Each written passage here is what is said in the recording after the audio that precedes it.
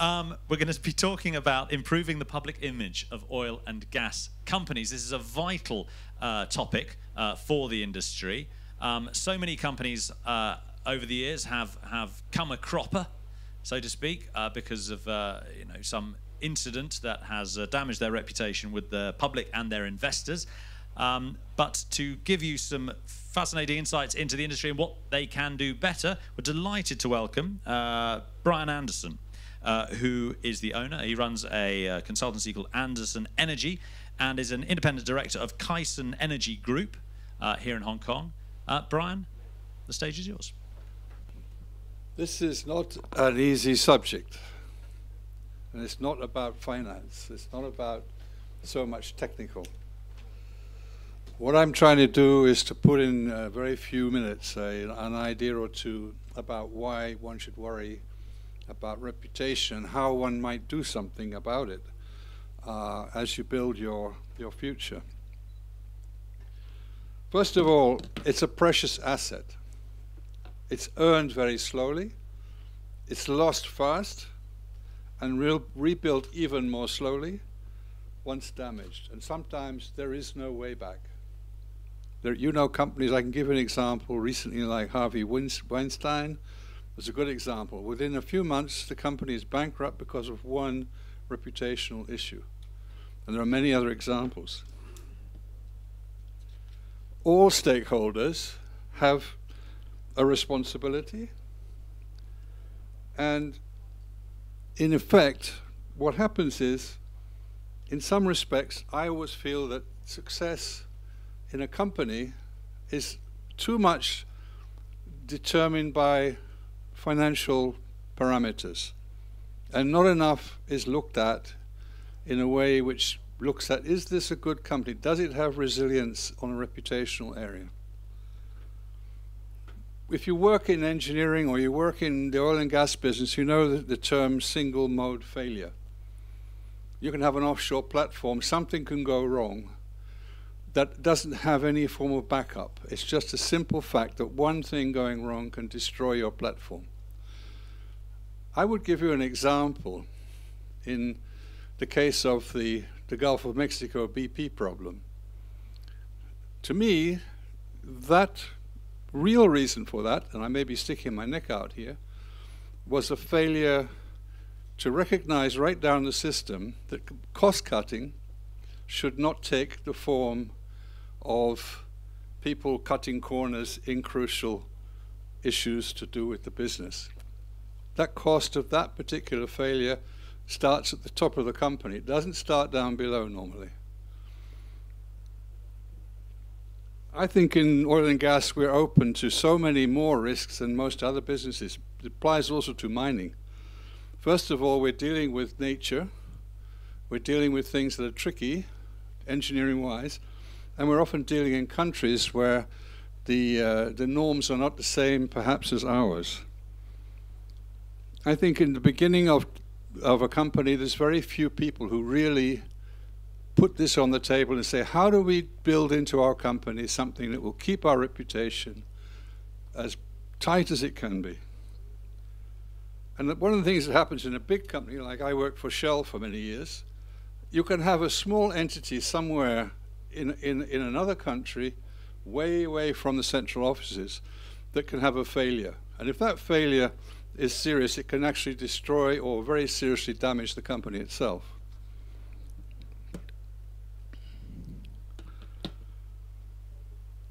What's happening now also, we heard it about how the oil and gas business is changing. The consequences of these changes are that we are, in some cases, being seen as a sunset industry.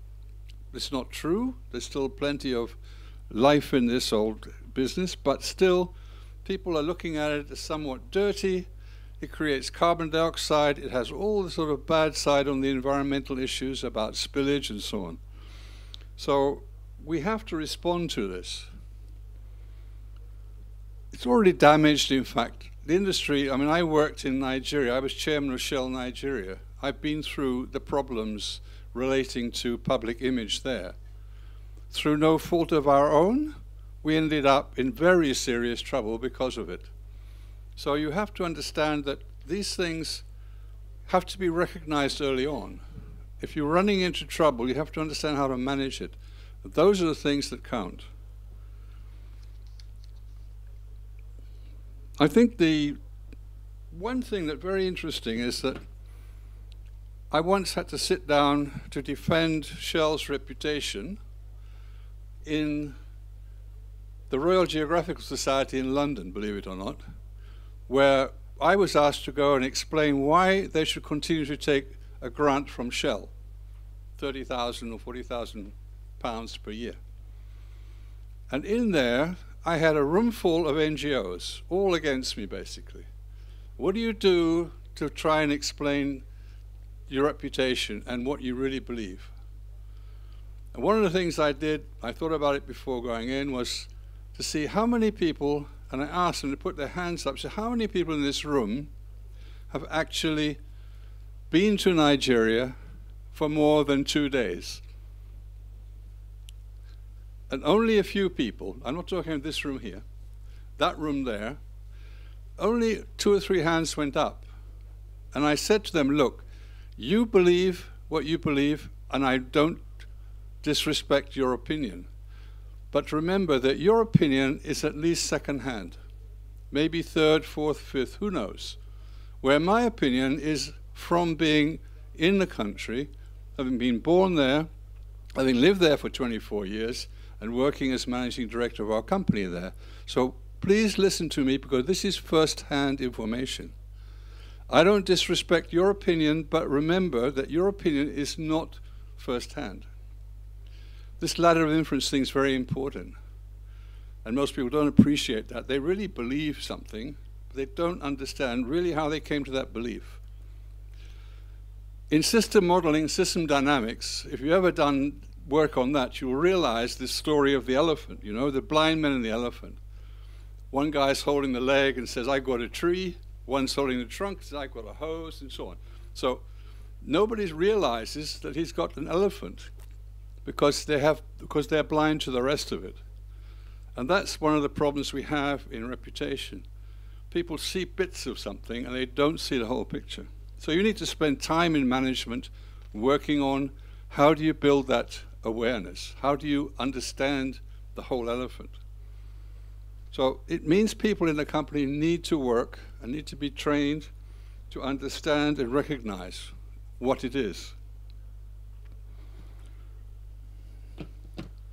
Human factors, very important. It is people in the end that count.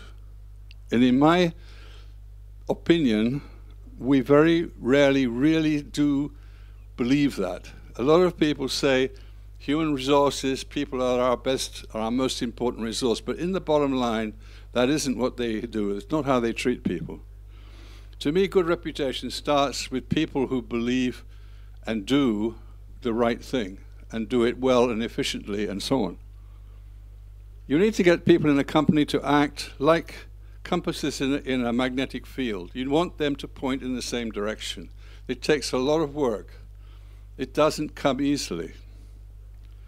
You have to learn from mistakes. You have to embed in your company systems that look at reputation specifically and not just coming out of another set of analyses. You have to put it up front and say, what do I do to make this work? One thing that we don't do very often in oil companies and many companies these days is look at continuity of staff. Reputation also depending on the people you have. If you allow people to be, the minute you have a downturn in your income or whatever it is, if you then decide that you're going to move people out, you will suffer reputational problems. First of all, because you lose expertise, but secondly, because those people will go out and be saying to people around them, this is not a very good company, it didn't look after its staff, and so on. We have unsafe acts. Risks to reputation, there are many. I think overall, and you can see the list here, the one that really sticks out is poor technical management and unethical activity. All the rest seem to stick in that area. Poor management, there are many examples. One of the key ones that I pick up all the time is, what are you doing with bonuses? We almost had a financial collapse around the world because of poor practices in banking and in financial institutions with bonuses. When you look at greed as a means of incentivizing people, you take risks on your reputation. That's one of the things you have to think about when you design your incentive scheme. Setting wrong examples, all this stuff here is obvious stuff. And the last but not least, communication. You have to communicate throughout the company what it is you need and bring from that a business ethic that people start to understand and believe. It takes time and it takes a lot of effort to retain it, and that is fundamentally why the management at the top have to spend time on really focusing on this subject. I ran over my time, but anyway, that's it. Thank you. Thank you very much, Brian. Any immediate questions for Brian here from anyone in the audience? Got a I have a question. This was before I actually joined the company, but I've heard comments from outside the organisation that a company from a different country would have handled the aftermath of Macondo in a different manner. How do you think that would have affected the situation? That's a tricky question. Specifically, have BP been American? Yeah. No, I get where you're coming from, but I think at the time when that occurred, and knowing, obviously having worked for Shell, I know the sort of, I could feel the same activity going on inside the company, and having worked offshore and knowing actually specifically what happened there, having been involved in those decisions myself, and I had to ask myself, what was the single mode failure? And it was management at the top looking for cost cutting. They hadn't thought through the consequences of people being so incentivized to cut costs that they could cost the company an absolute fortune. Would a different country background for a company have acted differently? I don't know. I don't think so. Was this situation in Fukushima very similar to this, where TEPCO was warned that they needed to have a higher tsunami wall, and yet the management just said, "Oh, actually, don't worry, we'll be okay. We don't want to spend the money." Actually, there I think the technical failure was a very simple one to solve. It wasn't the height of the wall; it was how high up the mountain you put your backup generators.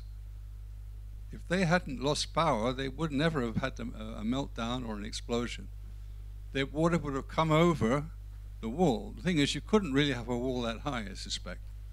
You just had to think, what would happen if the generators got swamped? And they didn't think that way. And the reason was, as I understand it, they didn't take into account probabilistic forecasting.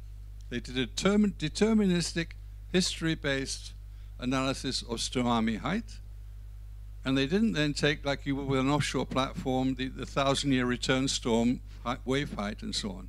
They didn't do that, and they would have come to a much higher wall in the first place, and maybe they would have put their emergency generators further up the mountain. Why do you think they didn't do that? Because it was fairly, well, with hindsight it's fairly obvious, but actually if you go to that area, all of the towns are way back from the coast. They're sort of, a couple of miles back from the coast, and the reason is because of historic tsunami activity in that area. Whereas the TEPCO nuclear power station is right on the sea. There's no reason why they wouldn't have known that. It must have just been a sort of like, oh, we'll just cut the costs. We can't be bothered. I think the question was, what kind of risk were they willing to take? This is like, do you take 1,000 or 100-year return storm? That's the answer, I think.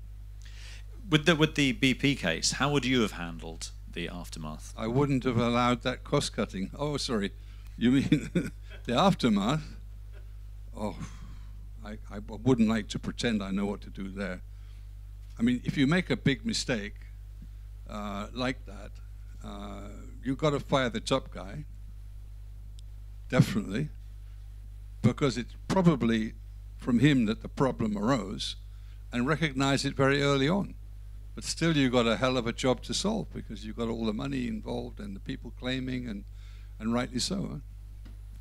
But from their point of view, when they're thinking about cost cutting, and they've got a lot of pressure coming from shareholders to give them the best returns, at what stage do they have to say to all the key stakeholders, no, we're gonna spend a bit extra to do this properly?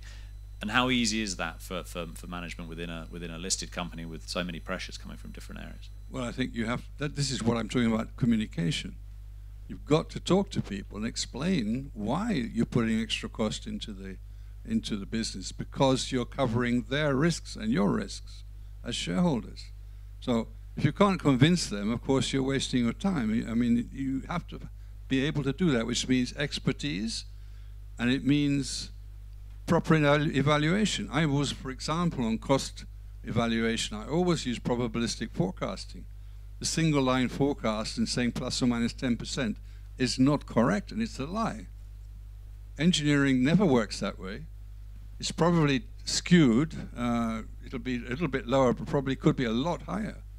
And tell people the truth up front. Don't come along later and say, oh, I need a bit more, I need a bit more. So in the case of anything like that, if the company sells the thing inefficiently, incompetently, it should be criticized. And the shareholders, if they see you're doing a job which, so these are the real risks, this is how I intend to manage it, you can convince them. I mean, going back in time a little bit to your time in Nigeria, is there anything happened there that you would have done differently with hindsight now that you could, that I would have done differently? Probably not, because there were a lot of things I picked up that were not my responsibility before. Things to do with the southeast of Nigeria were political, but also the company made mistakes there in its handling of problems. I ended up having to handle the consequences of a political problem. Fundamentally, the reason that the whole Sarah Weaver affair came about was that these people were making the country look like it would go towards what happened in the Biafran War, that they would secede from the Federation. Shell was caught up in that, and they attacked Shell because the government wasn't listening. Now, how do you handle that? Well, you have to handle it in a way which involves the government and try to get them to change their opinion, because that's the fundamental problem. But when they owe you $400 million of cash call arrears, and you're trying to get them to spend more money in the Niger Delta to give it to the people where the oil comes from, you have an uphill task. So what would I have done differently? Not a hell of a lot. What I did, traveling around the world trying to explain the problem, and going on CNN and whatever, that's what you do, but it's awfully hard to do it well when you have such a problem, when people, I mean, even to this very day, and this happened in 1995, I am still accused. If you look up Brian Anderson, Amnesty International, find me accusing me of murder. I did nothing. I was the one person trying, and not succeeding apparently, to convince people that this wasn't correct. It's still there, you see. So I know a lot about reputation. Absolutely. And from the examples we've talked about here, it sounds like once something's happened, it's extremely hard to come back from that. So it's a case of making sure that things don't happen in the first place. That was the point of the presentation I just made. It's about educating people to take this very seriously, because it always comes with a huge cost and very hard to recover from. It's very slow coming out of it, if you ever can. And one of those things you talked about, you said, you discourage people for giving too big, incentivizing through bonuses. What would be your preferred option in that? I'm very simple on that. Give a decent salary and give continuity of employment as much as you can. Those are two extremely valuable things. Once you start kicking people out the minute the quarterly results don't look good, how can you get continuity of technology, of opinion, of competence, and so on? And the second thing is, don't try to reward individually too much.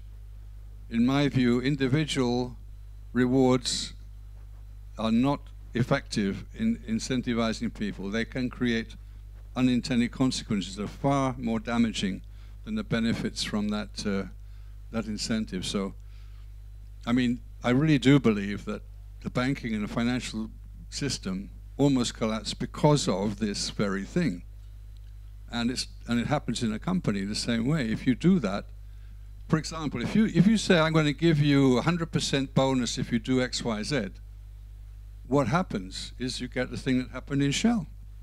One of the senior directors, my predecessor in Nigeria, in fact, had to leave the company because he converted P2 reserves into P1 reserves because there's an incentive to do so. And then there's a lot of money involved in state, in class action, in California, you name it. So my view is bonuses have to be handled very carefully. Company bonus is probably the safest way, where everybody benefits if the company performs better. And even that shouldn't be too short term, because sometimes the result is not necessarily clear in the first year. It could be 2 or 3 years. We had one thing in Shell which I thought was very stupid. We had this idea that we had to get a target return on capital employed. That was our target. And you got bonuses based on that. What happens then? You got a simple equation. Yeah? You cut the costs to get the income up, and you cut the capital employed, so you sell things. It looks very good for a little while, then you have nothing left. And if you're a guy who does that, wants to invest in a new business opportunity, if the capital employed in that year makes your ratio go bad, then you get a no bonus, and yet somebody in the future will get the benefit. So, that's the kind of stupidity that we went after having McKinsey tell us what to do, which you shouldn't do, by the way. You've worked in a number of emerging markets in your time. How do you deal with, in a big organization, with the issue of bribery and corruption by, junior members of your company? It must be very hard to deal with that. Any sort of thoughts on that topic? You have to spend time explaining the consequences if they're found out. There should be severe consequences.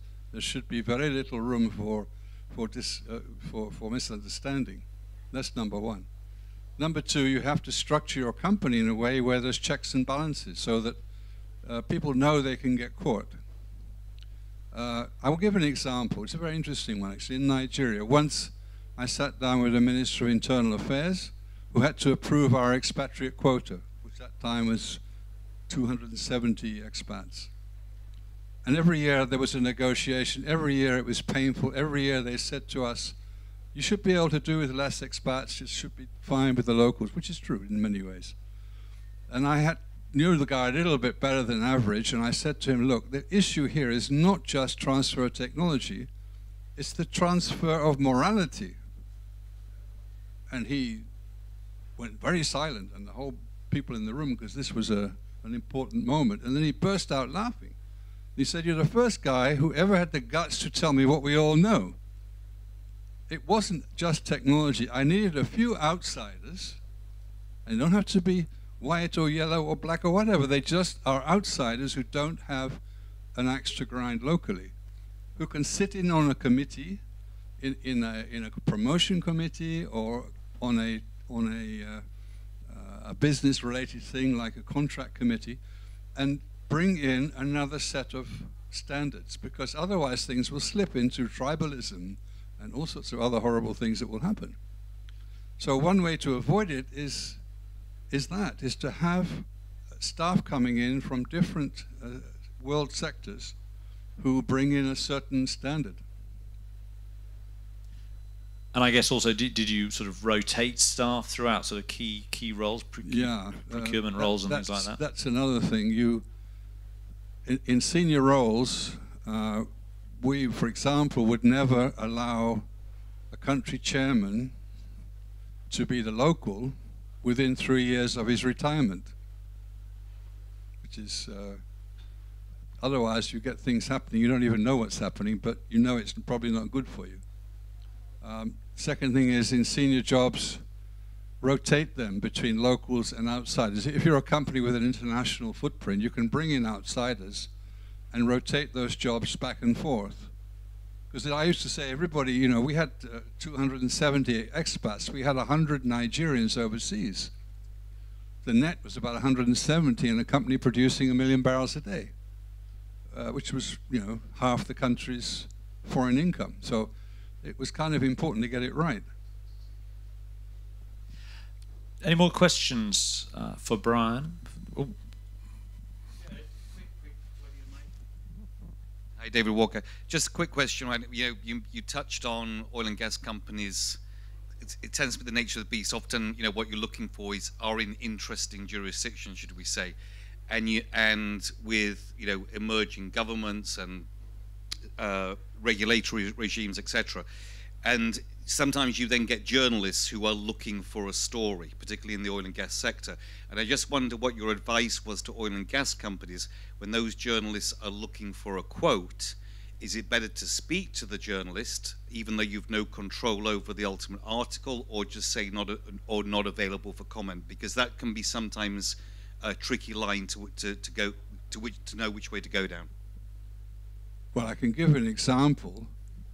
In the case of Nigeria, which is a good one because everything went wrong there, basically, we had the situation where Nigeria was kicked out of the Commonwealth just before the Commonwealth Heads of Government meeting in New Zealand that year. And the reputation of the country and of Shell together with it really, really plummeted.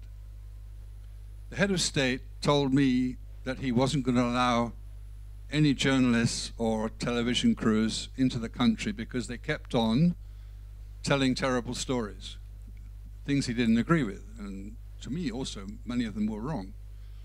But I had to persuade him to say, look, bring them in, because they will go on making those comments because they don't see for themselves what's going on here. My idea earlier on of the ladder of inference, give them a first-hand experience. Let them fly a helicopter over the Niger Delta. Let them land anywhere it's safe to land. Let them choose their itinerary. Let them talk to who they wish. And I had a hell of a job to persuade him. But in the end, it did work. People came in and said, well, actually, we were saying all this stuff, but what we see there just isn't the same. So the answer is, I think, is you have to be open and don't just say no comment. Question from Marcus at the back. Actually, I want to commend you. I used to work for Sandoz, which is now Novartis. Our chairman came from Nestle, and we had a corporate philosophy: we never pay. And I got arrested in Nigeria for being an alleged spy, because I worked for Ovaltine there, which at that time was one of our subsidiary. And knowing that from our chairman that we never would pay for my release, it took me 3 hours to negotiate my release. And what I told them is, look, I'm here for Ovaltine, and you know Ovaltine makes you guys strong, right? Strong. So that's why you have many babies, which are very strong, because it sounds like a joke to you, but if you have 200 screaming Nigerians around you, I tell you, you think the bone is falling off, or the flesh is falling off your own bones. And yes, we negotiated everywhere. It was really the philosophy: we just don't pay, because once you pay, you always pay. And you know, that's kind of the takeaway I want to give here. Sorry, it's not a question, but I fully agree with what you say. Once you pay, you always pay in the future, and you pay more and more, and you know, well, I can tell you, I agree. I can tell you, I never, in all my career with Shell, both in China, Malaysia, Australia, you name it, I never was asked to pay or was never offered any money. And that's because Shell had a reputation for not doing that. There are other companies who I had as joint venture partners who had a serious problem because they were known to actually be prepared to take a bribe or give a bribe. Yeah, and you make it hard for everyone else as well if you were to pay a bribe. But suddenly, that, you know, the next guy's being asked as well. So yeah. But sorry, the last point on that is that if you're a small company, very hard, very much harder to say no than if you're a big company. and you better watch that one. Well, this is where you can also use the sort of things like the UK Bribery Act to just say, I'm afraid I'm not allowed to. So and they say, well, bye-bye, that's the end of your business opportunity. And you have to be prepared for that. That's the thing. William Powell, Natural Gas World. I was wondering if you've come across any examples of companies whose reputation has been damaged, not because they're necessarily their own ethos, but because of local content laws, where they have been able to supervise the locals as well as they might be able to. That's a good point. It's a significant risk of that. I agree. I don't actually know a specific case, but yeah, one of the biggest risks you take is in local content. But even in Australia, I will tell you, I worked for Woodside. I was setting up the offshore Northwest Shelf project at the time, and we were talking to the government, it was a very serious issue of local content, and we kept making the point because at that time they didn't know very much, except for Exxon or Esso at the time, in the Bass Straits. Offshore, deep water, complex developments had not been done there. So we had to insist on having expertise, willing to transfer the technology, but not from the beginning. You have to force that issue very hard, otherwise you take the risk. It's not worth it. And politically, you have to be able to persuade people. As long as you say, I'm going to transfer, but it won't happen at the beginning. Unfortunately, we've run out of time there, but that was a fascinating insight there from Brian. So can I have a big round of applause for Brian Anderson, please?